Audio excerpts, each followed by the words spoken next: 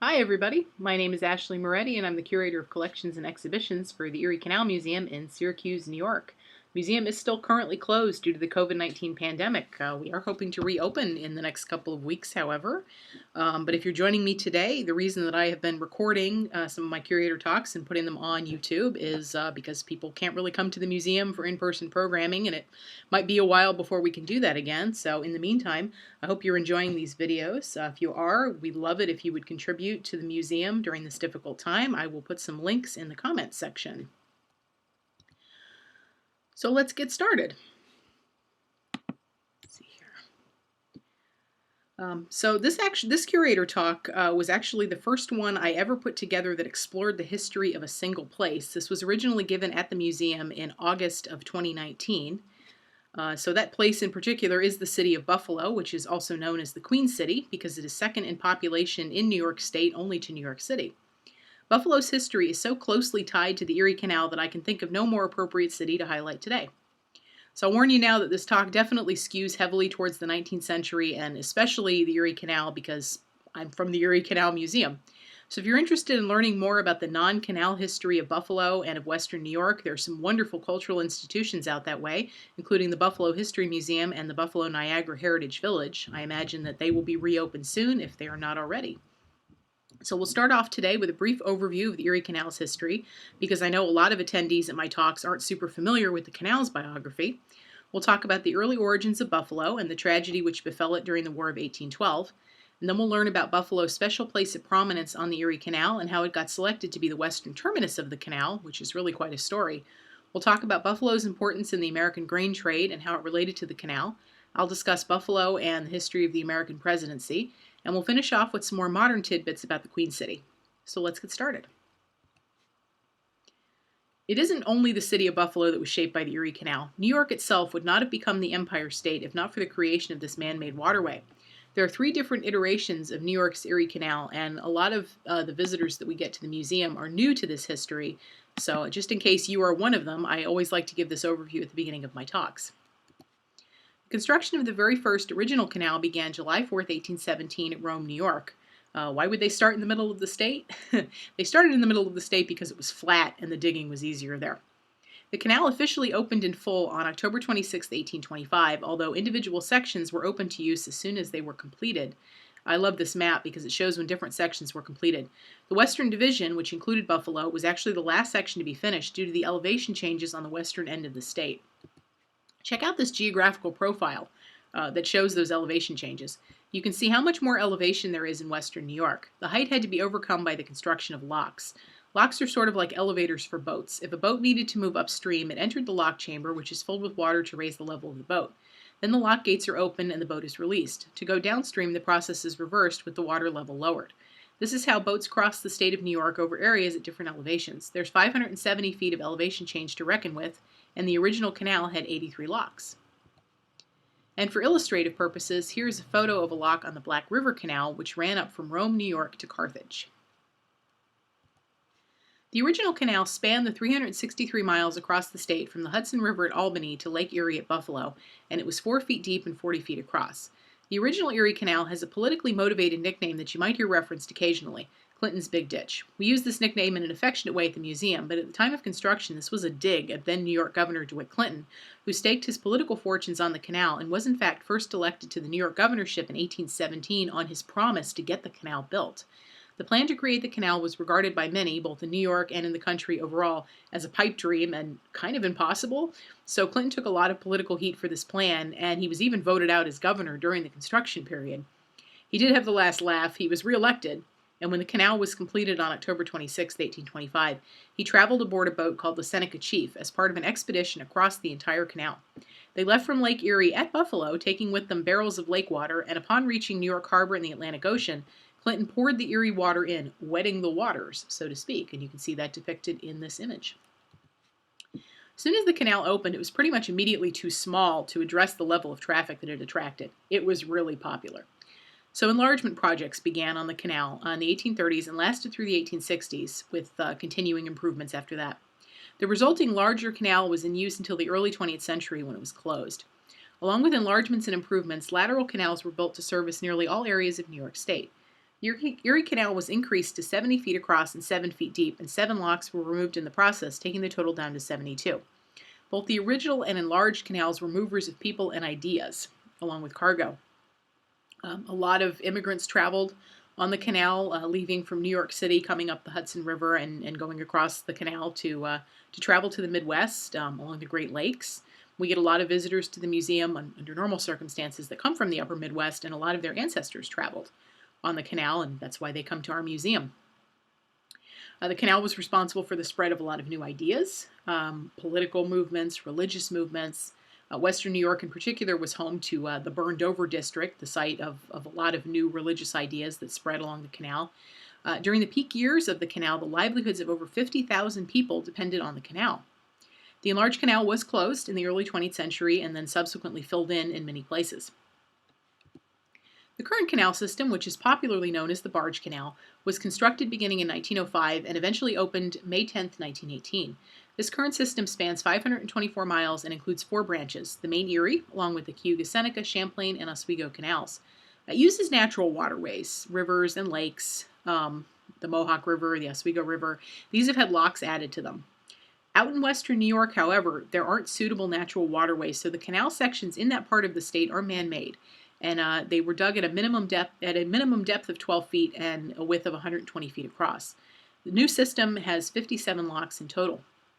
After the first few decades of the Barge Canal, commercial traffic lessened, and these days it sees a lot more recreational traffic than business traffic. A lot of people still travel to New York to see our canals from all over the country and all over the world. So now that you know the basics, let's dive into the specifics of Buffalo's place on the Erie Canal and its history overall. Even before the creation of the Erie Canal, Buffalo was uniquely gifted by its geography. It is well positioned at the western end of New York State, and it is adjacent to the Niagara River and Lake Erie. The area was first visited by white settlers in the form of French trappers and Jesuit missionaries in the 17th century. In 1679, the explorer René Robert Cavelier, the explorer, built his boat, the Griffin, on the banks of the Niagara River. French trading posts were established in the area, and British and Seneca Indian settlement was official in 1780. The town was plotted out in 1803 to 1804 by Joseph Ellicott of the Holland Land Company. It was formerly named New Amsterdam, but popularly called Buffalo. The history of the name is a source of some controversy. The American bison is unlikely to have inhabited the area, so the name Buffalo might represent a mispronunciation of Beau Fleuve, which is French for beautiful river. This referred to Buffalo Creek, which is nearby. Buffalo's development took off as a result of the War of 1812. At the time, it had a population of about 1,500 citizens, and it was the American military headquarters for operations on the Niagara frontier. One prominent battle in the war was fought in the area. The Battle of Buffalo took place in December of 1813. New York State Militia Brigadier General George McClure ordered the evacuation of Fort George, which was a British garrison north of the border with Canada, in advance of British forces attacking. This fort had been seized by the Americans in May of 1813. McClure also decided to order the burning of the nearby village of Newark, which is Niagara-on-the-Lake, Ontario, today. This left the village's residents homeless in the face of an impending snowstorm. This came on the heels of the American forces burning the provincial capital of York, which is now Toronto, a few months prior, and left British Lieutenant General Gordon Drummond in no mood to play. On December 19th, British troops attacked Fort Niagara across the mouth of the river from Newark, and they also burned the villages of Lewiston and Youngstown. Next up were the riverside villages of Black Rock and Buffalo. The area was abandoned by McClure, but about 2,000 Americans waited to counter British attacks. On December 30th, the British arrived, led by Major General Phineas Riel. He brought with him 1,000 troops, both British and native. Their lower numbers triumphed over the larger number of Americans, who scattered in a general stampede upon hearing advancing troops and musket fire. Not really a super proud moment for the Americans. 2 miles away, American forces put up more of a fight as 400 Royal Scots tried to land at Black Rock. They sustained heavy losses, but eventually got to shore and sent the Americans into retreat back to Buffalo. British and native forces set to work breaking windows and throwing torches into wooden buildings that made up the village. Residents scattered and fled, trying to collect valuables and family members as they went. Buffalo burned, and all but a few of the 150 buildings were lost. The British also burned 3 American schooners and 1 sloop that was trapped in the ice of the Niagara River. Interestingly enough, one of the casualties of the battle was the mansion of Peter Porter, a former congressman who led the charge for war with the British Empire. This is interesting because Peter Porter has significance for the Erie Canal's construction as well, as he was part of the initial exploratory canal commission. Porter represented the Western New York interests in the canal debate. He was stubbornly opposed to digging the canal across the state, instead preferring the simpler proposed route of digging up to Lake Ontario, as it would have helped his business interests. Keep this name in mind, as we're going to talk a little bit more about Peter Porter later. So turning back to the Battle of Buffalo, the British finished this soiree by burning down Black Rock and returning to Canada with 130 prisoners. British forces lost 31 men in the battle, while the Americans lost 50. The residents were left to make their way back to the village, which was then just a mix of burnt wreckage and snow. The only buildings left standing were the stone jail, a blacksmith shop, and the house of Margaret St. John. The dead were buried, and within a week the villagers began to rebuild, amid constant rumors of a repeated attack. A few weeks after the battle, Lieutenant General Sir George Prevost, the commander-in-chief of the British forces in North America, wrote that while he regretted the actions of his forces, they were necessary due to the American attack on Newark. This departure from the established usages of war has originated with America herself, and that to her alone are justly chargeable all the awful and unhappy consequences. After the trauma and destruction of the War of 1812, Buffalo was in a position to grow, and the major growth of the city is due to the terminus of the Erie Canal being located there. So how was Buffalo selected to be the end of the Erie Canal? At the time of the canal's construction, nearby Black Rock seemed to be a lock to get the terminus, but as we shall see, sometimes things go another way. When you stop to really think about the canal project and all that it encompassed, it's almost inconceivable to us in the 21st century. The use of man and animal power to dig a 4-foot deep, 40-foot wide trench across the state of New York, getting over 570 feet of elevation changes, from the Hudson River to Lake Erie, a project taking 8 years and countless hours, the blood, the sweat, the toil of everyone involved, the time, the energy spent to strategize and plan the construction. There were no professional engineers in the United States at the time, and the canal was built by dedicated amateurs. Oddly enough, however, it seems as if the political struggles for the western terminus of the canal were a bigger hurdle to cross than any of the construction struggles. Specifically, the question at hand was, should the canal end at the shore of Lake Erie or at the Niagara River? Should it end at Buffalo or at Black Rock?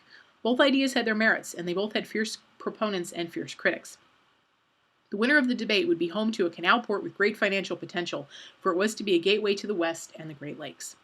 Today, Black Rock is part of Buffalo, but in the early 19th century, it was a separate entity. The two places were 3 miles apart, separated by thick forest at the northeast corner of the lake, due south of the deep cut at Pendleton. The deep cut represented one of the engineering marvels of the canal.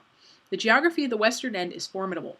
In order to reach the water of Lake Erie to fill the canal had to flow downhill from the lake, but there was a 60-foot rise in the limestone of the Niagara escarpment, and a path had to be carved and blasted out through a section of hard rock between Lockport and Pendleton. The project used gunpowder and heavy labor by both men and animals. The elevation change in this part of the canal also spurred the creation of the flight of 5 locks at Lockport, which consisted of 2 sets of 5 locks, one after the other, to enable boats traveling in both directions to get through. So here is the deep cut and a postcard showing the flight of 5 locks at Lockport. Lake Erie itself was also kind of a conundrum. It had no natural harbors along its eastern shore, so Black Rock and Buffalo were the 2 closest possibilities to seat the western terminus.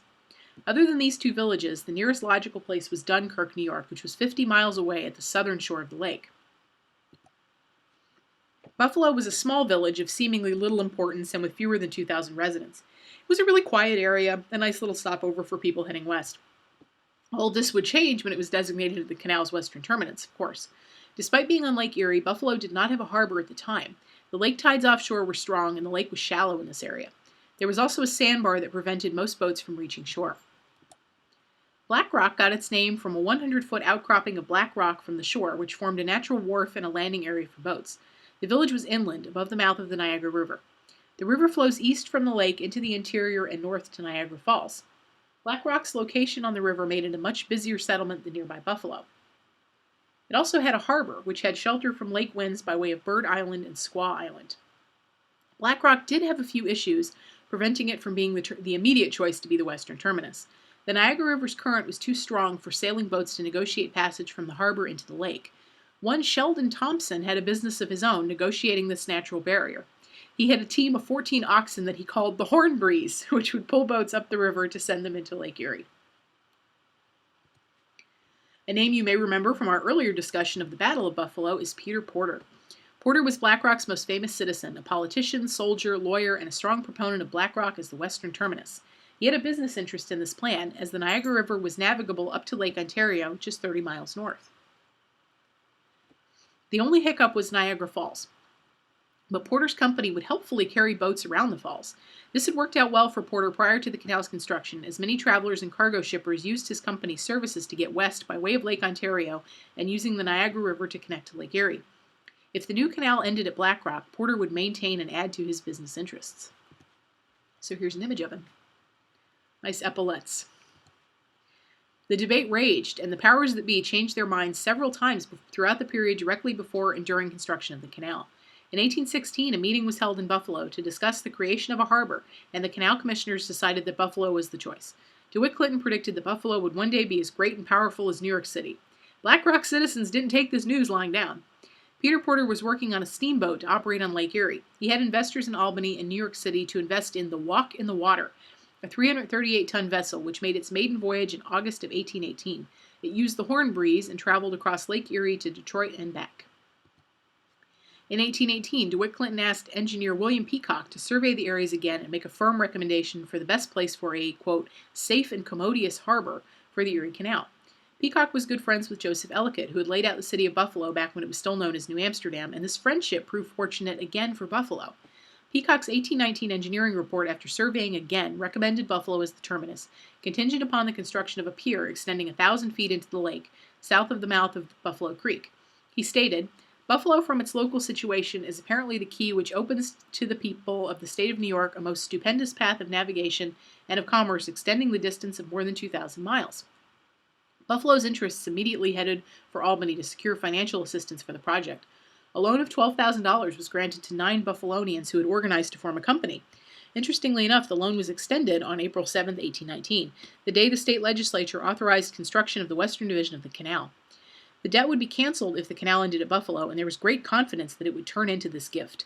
Unfortunately, 1819 was a year of financial panic, and there was scrambling to guarantee the loan. Buffalo investors knew that if the canal didn't end at Buffalo, the harbor project would be of little use. But if they didn't build it, they would have no hope of getting the canal terminus anyway. Between a rock and a hard place. And Black Rock interests were fighting just as hard to get the canal terminus for themselves. Chief engineer for the Western Division, David Thomas, arrived in Buffalo to survey the Niagara River and Buffalo Creek in the summer of 1819 to find the place for the termination harbor. He was wooed heavily by both the Black Rock and Buffalo contingents, and ultimately he chose Buffalo and stated that improvements to Black Rock necessary to make it the terminus would be prohibitively expensive, and that the lake winds would impede the progress of ships. He submitted his report in the fall of 1819. You'd think, again, that this would be a decision to move forward on, but you'd be wrong. Buffalo began work on their harbor in the spring of 1820 amidst financial tap dancing to continue the work in the face of weather difficulties and the frantic lobbying of Samuel Wilkeson from the Buffalo Harbor Committee, but the reversals continued. Canal royalty, in the form of James Geddes and Nathan Roberts, surveyed both Buffalo and Black Rock in August 1821 and reported back to the Canal Commission in favor of Black Rock. 6 months later, David Thomas, Candace White, and Benjamin Wright, more canal bigwigs, had a look at both places yet again and recommended Buffalo. James Geddes was the only dissenter on the engineering report, and he refused to sign it, but the majority won the argument. On top of everything else, Black Rock suffered a setback in the form of a terrible storm that destroyed Peter Porter's Walk in the Water. The ship's new owner salvaged the engines and rebuilt the boat in Buffalo. In June of 1822, the Canal Board and the 5 engineers met in Buffalo to make a final decision for the terminus. They were entertained by Wilkeson's tales of the creation of Buffalo Harbor in spite of the weather challenges, and Peter Porter presented plans for a Niagara River harbor. Porter's efforts were to no avail, though, as the group reaffirmed the decision for Buffalo yet again. There was a continued back and forth until the spring of 1825, with experiments in pier creation in Black Rock and a section of, quote, independent canal to bypass Black Rock and give total victory to Buffalo, proposed and eventually needing to be built. The anticlimactic ending came in the spring of 1825 when Black Rock was officially cut out by way of this independent canal section, which saw the canal running parallel to the Niagara River for 2.5 miles. There were safety concerns over the harbor constructed at Black Rock, which was eventually washed away altogether by flooding in May of 1826. The canal's terminus at Buffalo began the decline of Black Rock, which became part of Buffalo in 1853. So now that you guys have listened to this saga about how Buffalo got the canal terminus, I have to show you some images of Buffalo's Erie Canal. This is the William Newen, which was the first steam canal boat. It arrived in Buffalo, originating from Troy, after traveling 345 miles in 4 days and 22 hours, with 121 tons of cargo. This photo was taken in November of 1873. This is a postcard showing a fireboat at work in Buffalo on the canal. And the lift bridge at Perry Street in Buffalo. This is kind of an iconic image ahead of the Erie Canal in Buffalo. Scene in Buffalo Harbor showing the coal docks. Boats docked for winter in Buffalo. And here is they're unloading some packet boat freight at Buffalo. This is a print showing Buffalo at night. And then the canal's terminus as it entered Lake Erie. This is a rather idyllic, softly colored postcard of Buffalo. So Buffalo is still notable as a canal city on the modern New York State Canal, specifically the Erie branch, which still traverses the state from Albany to Buffalo. Here's the canal boat James W. Follett, and this photo was taken in Buffalo on May 31st, 1930.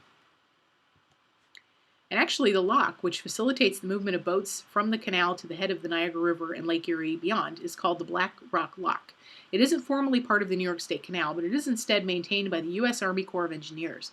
The canal is a notable recreation site for the Buffalo area nowadays, and the city's revitalized and happening canal side area is located on the spot where the original canal ended. So now that we've learned the saga of how Buffalo came to be the western terminus of the Erie Canal, let's explore some other high points in the history of the Queen City. With the opening of the Erie Canal, Buffalo took on a prominent role in the shipment of grain. Wheat was one of the first agricultural products produced by European colonists in North America, and one of the first items of domestic and international trade. By the second half of the 18th century and the American Revolution, the colonies had a bread belt in the middle and southern colonies extending into the Hudson and Mohawk River valleys. Prior to the canal, the vast amount of grain being produced in this country had to be shipped both domestically and abroad by way of ports in Philadelphia and then later on by New Orleans. This included the grain produced in western New York bound for New York City. It was often sent first all the way down to New Orleans via the Ohio and Mississippi rivers and then placed on ocean-going vessels to carry it up to the East Coast. This was a 3,000-mile trip, but it was actually less expensive to do it this way than overland transportation, which cost $100 per ton, 3 times the value of the grain itself. The journey was long and dangerous, and the return trip against the current could take up to 3 months.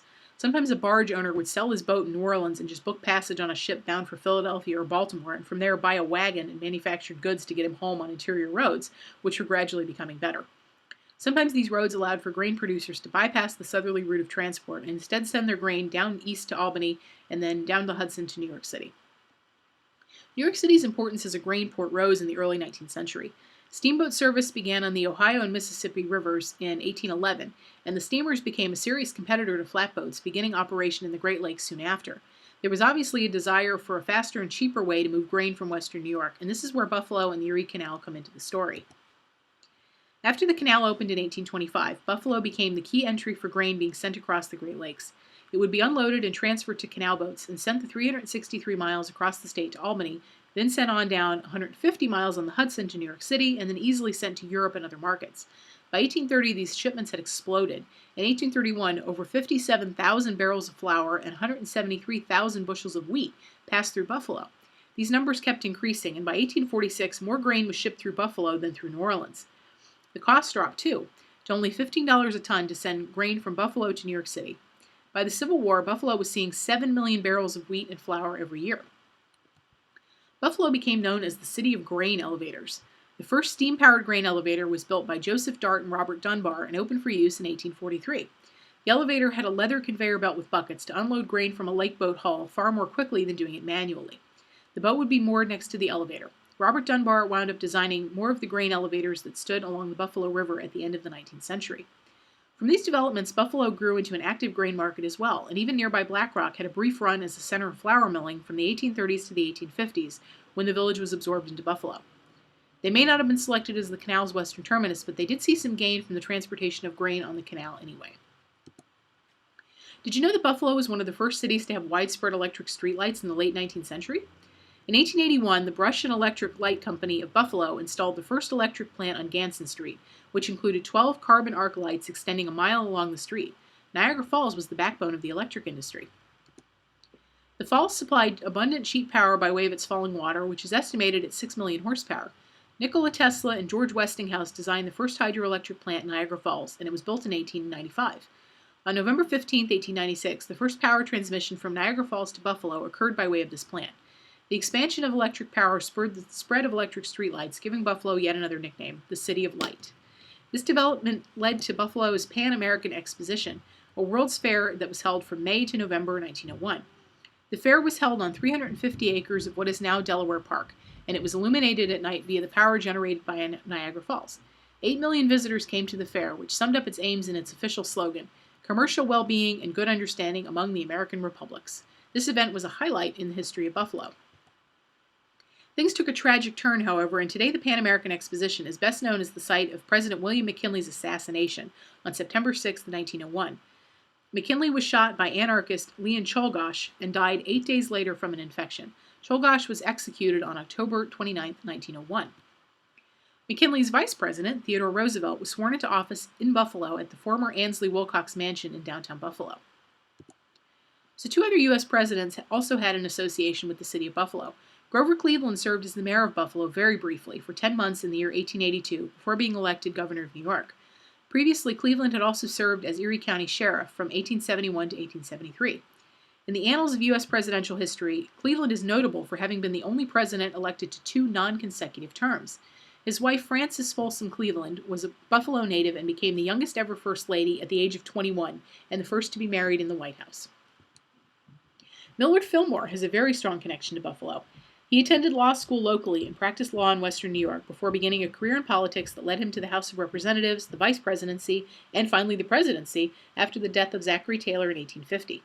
Fillmore served until the end of his term in 1853 and returned home to Buffalo, becoming a noted tireless advocate and philanthropist of culture, education, and welfare, helping to found art galleries, libraries, and the University of Buffalo.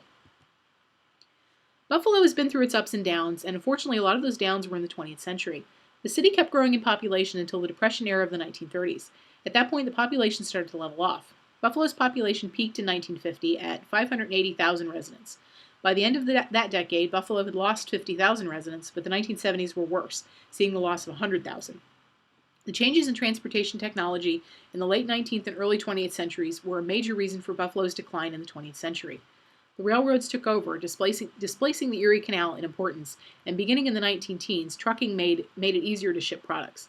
Faster and more efficient overland transportation made the canal obsolete. In 1957, the St. Lawrence Seaway opened, which connected the Great Lakes more directly to the Atlantic Ocean, and grain shipments were able to bypass Buffalo entirely. Every city on the Great Lakes and the Mississippi River suffered this change and lost heavy industry to areas with cheaper labor costs. Cars were also a culprit, luring residents away from the urban areas of Buffalo to the suburbs, where the driving was easy and the parking and property were plentiful. Other Rust Belt cities reinvented themselves more successfully and earlier than did Buffalo. In the latter half of the 20th century, Buffalo became a home for corporation-backed offices such as M&T Bank and Tops Supermarkets. This, along with revitalizing parts of the city, has been a strategy to help stave off Buffalo's continued decline. So we have to end on a happy note, and I've enjoyed learning a lot of fun little tidbits about Buffalo, so I'm going to leave you today with some fun facts about New York's Queen City. These will also give you some more recent history of Buffalo. So we talked about a few nicknames for Buffalo already, but in addition to being known as the Queen City and the Grain Elevator City, Buffalo is also known as the Nickel City. Why is this? Indian head nickels were produced by the U.S. Mint from 1913 to 1938, and they have an image of a bison on the back of them. These coins are also known as Buffalo nickels, and the city of Buffalo ended up with the nickname of Nickel City. So I don't really have a live audience for this, but I'm sure you guys can all think of Buffalo's most famous namesake food. Buffalo wings, of course. Buffalo wings were invented at the Anchor Bar by Teresa Bellissimo in 1964. There are a few conflicting versions of this story. According to legend, she either fried them and soaked them in hot sauce and butter as a snack for her son and his friends, or out of necessity because the restaurant had accidentally received a shipment of wings instead of other chicken parts. Either way, Buffalo has been celebrating Chicken Wing Day every July 29th since 1977. Hey, that's later this month. So let's leave this on a very fun linguistics exercise. Buffalo, buffalo, buffalo, buffalo, buffalo, buffalo, buffalo, buffalo. This is in fact a grammatically correct and meaningful sentence. The word buffalo, in addition to meaning the large animal and the city, is also a verb meaning to bully, confuse, deceive, or intimidate. This sentence can be reworked so its meaning comes through. Bison from Buffalo, New York, who are intimidated by other bison in their community, also happen to intimidate other bison in their community. Of course, this little fact has nothing to do with the city itself, but it was too fun for me not to include in this talk. So thank you very much for joining me on this journey through the history of Buffalo, New York. I hope you had as much fun learning about Buffalo through this as I did putting it together. And once again, thank you for your support of the museum during this difficult time. We hope to be reopened soon, and we're looking forward to seeing you then. So stay safe and take care of you and yours. Thanks.